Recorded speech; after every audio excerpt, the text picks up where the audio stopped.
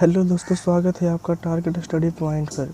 ठीक है दोस्तों, आज हम पढ़ने वाले हैं प्रकाश के प्रवर्तन के लेक्चर नंबर 2। ठीक है, लेक्चर नंबर 1 हो चुका है, जिसका लिंक आपको वीडियो के डिस्क्रिप्शन में मिल जाएगा। ठीक है, चलिए आज का टॉपिक हम पढ़ते हैं। आज का टॉपिक जो है कि प्रकाश के प्रवर्तन के कुछ मुख्य बिंदु होते हैं, उसके परिभाषा को समझेंगे। ठीक है, पहला क्या है? आपतित किरण। पहला है आपतित किरण। आपतित किरण क्या है? तो क्या लिखेंगे? चमकदार सतह पर आने वाले किरण को आपतित किरण कहते हैं। ठीक है, अगला क्या है? अगला है प्रवर्तित किरण। तो लिखेंगे कि आपतित किरण के परिवर्तन के बाद जो किरण वापस लौटते हैं उसे क्या कहते हैं? प्रवर्तित किरणें कहते हैं।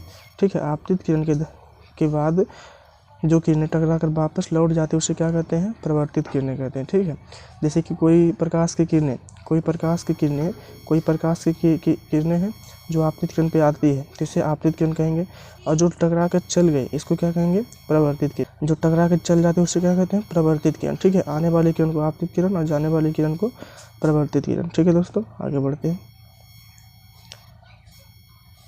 अगला है आपतन कोण। तीसरा नंबर में क्या है? आपतन कोण किसे कहते हैं? आपतन कोण किसे कहते हैं? तो क्या लिखेंगे कि आपतन किरण है, यहाँ पर लिखा गया आपतित किरण होगा। ठीक है, यहाँ पर क्या होगा? आपतित किरण। आपतित किरण। ठीक है दोस्तों, यहाँ पर होगा आपतित किरण एवं अभिलंब के बीच का। ठीक है, आपतित किरण एवं अभिलंब के बीच का कोण आपतन कोण कहलाता है। ठीक है, आपतन कोण कहलाता है। ठीक है, अगला क्या है? प्रवर्तन कोण।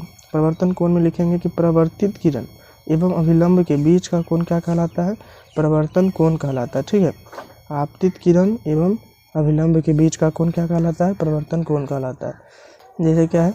ये वाला किरण आरेख है, ये वाला आपतित किरण है और ये प्रवर्तित किरण है, और बीच में जो होता है लंबवत इसे कहते हैं अभिलंब। ठीक है, तो क्या लिखेंगे कि आपतित किरण और अभिलंब के बीच बनने वाले कोण को, इस कोण को क्या कहेंगे? आपतन कोण। और अभिलंब और प्रवर्तित किरण के बीच इस कोण को क्या कहेंगे? इस कोण को कहेंगे प्रवर्तन कोण। ठीक है, आगे बढ़ते हैं। अगला क्वेश्चन क्या है? अगला 5 नंबर में है अभिलंब किसे कहते हैं। 5वां में है अभिलंब किसे कहते हैं। अभिलंब किसे कहते हैं? तो लिखेंगे कि आपतन बिंदु पर प्रवर्तक सतह पर खींची गई लंब रेखा को अभिलंब कहते हैं। ठीक है, आपतन बिंदु के प्रवर्तक सतह पर खींची गई लंब रेखा को अभिलंब कहते हैं। ठीक है, अगला क्या है? आपतन बिंदु। आपतन बिंदु किसे कहते हैं? तो प्रवर्तक सतह पर जिस बिंदु पर आपतित किरण आती है या फिर गिरती है उसे क्या कहते हैं? आपतन बिंदु कहते हैं। ठीक है दोस्तों, फिर से बताते हैं। ठीक है, जैसे ये क्या है? आपतन सतह है, इस पर प्रकाश की किरणें आ रही है और जा रही है। इसके बीच जो लंबवत होती है, जो लंबवत रेखा होती है, लंबवत रेखा को क्या कहते हैं? अभिलंब कहते हैं। ठीक है, अभिलंब कहते हैं। और यहाँ जो बिंदु जहाँ पे आ रहा है, ठीक है, जहाँ पर ये वाला बिंदु देखिए ऐसे हो गया, और जिस बिंदु पर इस वाला बिंदु पर, ठीक है, जिस बिंदु पर प्रकाश की किरणें आपतित किरणें आती है उस बिंदु को क्या कहते हैं? आपतन बिंदु कहते हैं। क्या कहते हैं? आपतन बिंदु कहते हैं। ठीक है दोस्तों, आगे बढ़ते हैं। हाँ, अगला ये अलग प्रकार का टॉपिक है। अगला क्या है? प्रदीप्त वस्तु किसे कहते हैं? और इसके बाद होगा, ठीक है, अगला क्या है? प्रदीप्त वस्तु किसे कहते हैं? प्रदीप्त वस्तु किसे कहते हैं? और इसके बाद होगा अप्रदीप्त वस्तु किसे कहते हैं। ठीक है, इसके बाद क्या है? अप्रदीप्त वस्तु किसे कहते हैं। तो पहले हम देखते हैं कि प्रदीप्त वस्तु किसे कहते हैं। तो लिखेंगे कि जो वस्तु स्वयं प्रकाश उत्सर्जित करती है, जो वस्तु स्वयं प्रकाश उत्सर्जित करती है और हमारी आंखों तक पहुंचाती है उसे क्या कहते हैं? प्रदीप्त वस्तु कहते हैं। ठीक है, कहने का मतलब यह हुआ कि जिस वस्तु से प्रकाश निकलती है, ठीक है, जिस वस्तु से प्रकाश निकलती है उस वस्तु को क्या कहते हैं? प्रदीप्त वस्तु कहते हैं। जैसे सूर्य से प्रकाश निकलता है, बिजली के बल्ब, जलता हुआ बल्ब से, फिर अगला क्या है? मोमबत्ती, जलती हुई मोमबत्ती से, जलती हुई लकड़ी से, इस सब से क्या होता है? प्रकाश निकलता है। ठीक है, उसे क्या कहते हैं? उसे प्रदीप्त वस्तु कहते हैं। ठीक है दोस्तों, आगे बढ़ते हैं। आगे क्या है? आगे है अप्रदीप्त वस्तु। आगे क्या है? अप्रदीप्त वस्तु। जो वस्तु स्वयं प्रकाश उत्सर्जित नहीं करती है लेकिन किसी प्रदीप्त वस्तु से प्रकाश प्राप्त करके हमारी आंखों तक पहुंचाती है उसे क्या कहते हैं, अप्रदीप्त वस्तु कहते हैं। यानी कि जो वस्तु प्रकाश नहीं निकालती है वैसी वस्तु जिसमें प्रकाश नहीं है वह प्रकाश उत्सर्जित नहीं कर सकती है, लेकिन प्रकाश की सहायता से देखी जा सकती है, उस वस्तु को क्या कहते हैं, अप्रदीप्त वस्तु कहते हैं। जैसे मेज, किताब, चम्मच, कुर्सी, ये सबसे प्रकाश नहीं निकलती है, ठीक है, ये सबसे प्रकाश नहीं निकलती, लेकिन हमारी आंखों के द्वारा उसे देखा जा सकता है। ठीक है दोस्तों, आगे बढ़ते हैं। अगला टॉपिक क्या है हमारा, अगला टॉपिक है किरण पुंज। टॉपिक है किरण पुंज। किरण पुंज किसे कहते हैं, तो लिखेंगे कि ऐसी अनेक प्रकाश किरणें जो एक ही दिशा में गमन करती है मिलकर किरण पुंज कहलाती है। यानी कि किरणों के समूह को क्या कहते हैं, किरण पुंज कहते हैं। किरणों के वैसे समूह जो एक ही दिशा में, ठीक है, जो एक ही दिशा में गमन करती है उन्हें क्या कहते हैं, किरण पुंज कहते हैं। ठीक है, प्रकाश के किरणों के वैसे समूह जो एक ही दिशा में गमन करती है उसे क्या कहते हैं, किरण पुंज कहते हैं। ठीक है, जैसे देख लीजिए, एगो जा रहा है एकदम सीधे पूरा, एगो छितरा रहा है, एगो फिर निकल रहा है, एगो जा करके समा रहा है, लेकिन जा तो रहा है एक ही दिशा में, तो उसे क्या कहेंगे, किरण पुंज कहेंगे। ठीक है दोस्तों, आगे बढ़ते हैं किरण पुंज के प्रकार। अगला टॉपिक क्या है, किरण पुंज के प्रकार। अगला टॉपिक है किरण पुंज के प्रकार। किरण पुंज कितने प्रकार के होते हैं, तो लिखेंगे कि किरण पुंज 3 प्रकार के होते हैं और तीनों का नाम लिख देंगे। समांतर किरण पुंज, अपसारी किरण पुंज और अभिसारी किरण पुंज। अब एक एक करके जानते हैं कि समांतर किरण पुंज किसे कहते हैं, अपसारी किरण पुंज किसे कहते हैं और अभिसारी किरण पुंज किसे कहते हैं। ठीक है दोस्तों, आगे बढ़ते हैं। चलिए, 1 नंबर में क्या है, समांतर किरण पुंज किसे कहते हैं। समांतर किरण पुंज किसे कहते हैं, तो परिभाषा लिखेंगे कि जिस किरण पुंज की सभी किरणें परस्पर समांतर होती है उसे समांतर किरण पुंज कहते हैं। यानी कि जब किसी एक बिंदु से प्रकाश की किरणें ऐसी निकलती है कि सभी किरणें एकदम समांतर हो, सभी किरणें के बीच की दूरी क्या हो, समान हो, तो उसे क्या कहते हैं, समांतर किरण पुंज कहते हैं। जैसे यहाँ पे एग्जाम्पल दिया गया है, देखिए सभी किरणें क्या है, एक दूसरे के समांतर है। ठीक है, कभी भी किसी को प्रतिच्छेद नहीं करेंगे, तो इसे क्या कहते हैं, समांतर किरण पुंज कहते हैं। ठीक है दोस्तों, आगे बढ़ते हैं। 2 नंबर में है अपसारी किरण पुंज। 2 नंबर में क्या है, अपसारी किरण पुंज। अपसारी किरण पुंज किसे कहते हैं, तो लिखेंगे कि जब किसी पुंज की सभी किरणें किसी एक बिंदु से फैलती चली जाती है उसे अपसारी किरण पुंज कहते हैं।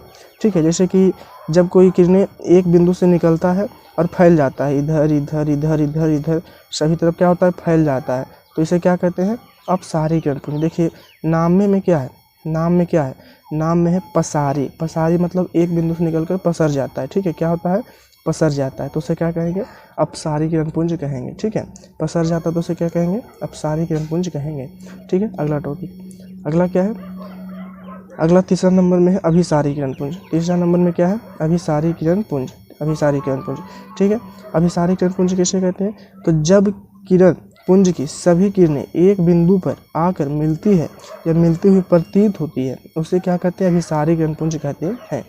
ठीक है, जैसे कि यहाँ से निकला, सभी किरणें निकल गई और एक बिंदु पर जाकर के क्या होगा, मिल जाएगा, तो उसे क्या कहेंगे, अभिसारी किरण पुंज कहेंगे। ठीक है, अगर सभी बिंदु सभी अलग अलग जगह पर से आ करके, अगर सभी अलग अलग जगह पर से आ करके एक बिंदु पर मिल रहा है तो उसे अभिसारी कहेंगे, और अगर एक बिंदु से निकल करके सभी जगह फैल जा रहा है तो उसे अपसारी कहेंगे। ठीक है, अगला टॉपिक, अगला क्या है, अगला अलग टॉपिक है कि पारदर्शिता के आधार पर वस्तु के प्रकार। ठीक है, पारदर्शिता कहने का मतलब हुआ कि प्रकाश की किरणें किसी वस्तु से कितना पार हो सकती है। ठीक है, किसी से कम होती है, किसी से ज़्यादा होती है, किसी से हुब्बे नहीं करती है, तो उस आधार पर वस्तु कितने प्रकार के होते हैं, तो लिखेंगे कि पारदर्शिता के आधार पर वस्तु 3 प्रकार के होते हैं। पारदर्शिता के आधार पर वस्तु कितने प्रकार के, तो पारदर्शिता के आधार पर वस्तु 3 प्रकार के होते हैं। पहला क्या है, पारदर्शी पदार्थ, दूसरा है पारभासी पदार्थ, तीसरा है अपारदर्शी पदार्थ। ठीक है, पहला क्या है, पारदर्शी पदार्थ, दूसरा है पारभासी पदार्थ, तीसरा है पारदर्शी पदार्थ। ठीक है, अब एक एक करके सभी का परिभाषा जानते हैं। दोस्तों अगर आपको यह वीडियो अच्छी लग रही हो तो चैनल को सब्सक्राइब और वीडियो को लाइक ज़रूर कर दीजिए। चलिए आगे बढ़ते हैं। अगला क्या है, अब आ गया पारदर्शी पदार्थ किसे कहते हैं। ठीक है, अगला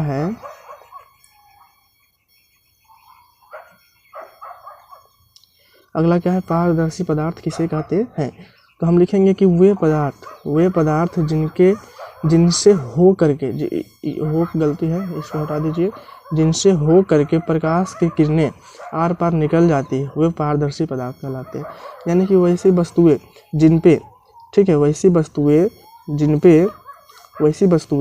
जिन पे अगर हम प्रकाश की किरणें छोड़ें तो वह पार निकल जाए। ठीक है, जैसे कोई वस्तु है, इस पर अगर हम प्रकाश की किरणें छोड़े तो ये बाहर निकल जाए, फिर छोड़े फिर बाहर निकल जाए, फिर छोड़े फिर बाहर निकल जाए।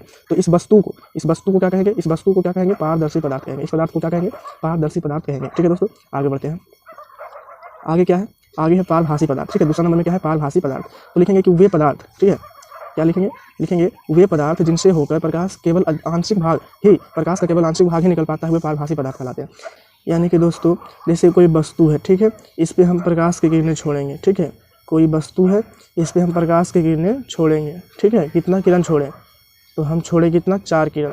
इसमें से 1 2 3 निकल जाएगा, एक बाहर रह जाएगा, एक और बाहर रह जाएगा, ये भी बाहर रह जाएगा। तो इस पदार्थ को क्या कहेंगे? इस पदार्थ को कहेंगे पारभासी पदार्थ। ठीक है, वैसा पदार्थ जिनसे प्रकाश की किरणें पार होती है लेकिन पूरी तरीका से नहीं, कुछ से पार होता है। ठीक है, आंशिक तरीका से पार होता है, उसे क्या कहते हैं? पारभासी पदार्थ कहते हैं। ठीक है, आगे बढ़ते हैं। तीसरा नंबर में क्या है? तीसरा नंबर में अपारदर्शी पदार्थ। तीसरा नंबर में क्या है? अपारदर्शी पदार्थ। अपारदर्शी पदार्थ किसे कहते हैं? तो लिखेंगे कि वे पदार्थ जिनसे होकर प्रकाश की किरणें बिल्कुल भी आर पार नहीं निकल पाती है वे अपारदर्शी पदार्थ कहलाते हैं। ठीक है, वैसे पदार्थ जिनसे होकर प्रकाश की किरणें बिल्कुल भी आर पार नहीं हो पाती है उसे क्या कहते हैं? अपारदर्शी पदार्थ कहते हैं। जैसे कि अगर हम कोई वस्तु रख दें यहाँ पर, ठीक है, कोई वस्तु यहाँ पर रख दें, हम कोई भी वस्तु इतना मोटा सा, और इस पर हम प्रकाश छोड़ें, ठीक है, इस पर हम क्या करें? प्रकाश की किरणें छोड़ें, तो क्या यह आर पार होगा? अगर इस पर हम प्रकाश की किरणें छोड़ेंगे, अगर इस पर हम प्रकाश की किरणें छोड़ें तो ये आर पार नहीं होगा, थोड़ा सा भी आर पार नहीं होगा, यहीं पर आके रह जाएगा, यहीं पर आकर के रह जाएगा और यहीं से परिवर्तित हो जाएगा या फिर घूम जाएगा, लेकिन आर पार नहीं होगा। उस वस्तु को क्या कहेंगे? अपारदर्शी पदार्थ। जैसे हम क्या है? लकड़ी, लोहा, पत्थर, दीवार, इस सब में मारिएगा, देखिए सिर्फ आएगा यहीं तक, पार नहीं होगा, पार कभी भी नहीं होगा। ठीक है दोस्तों, आज का वीडियो यहीं पर समाप्त करते हैं। आज का वीडियो हम अपारदर्शी पदार्थ तक, ठीक है, आज के वीडियो में हम अपारदर्शी पदार्थ तक कंटिन्यू कर लिए हैं। इसके अगले वीडियो में हम अपारदर्शी पदार्थ से आगे पढ़ेंगे। ठीक है, इसके आगे पढ़ने के लिए पार्ट 3 के लिए आप हमारे चैनल को सब्सक्राइब कर लीजिए और इस वीडियो को लाइक करके सेव कर लीजिए, ताकि आप बाद में इस वीडियो को देख करके रिवीजन या फिर से याद कर सकें। ठीक है दोस्तों, धन्यवाद।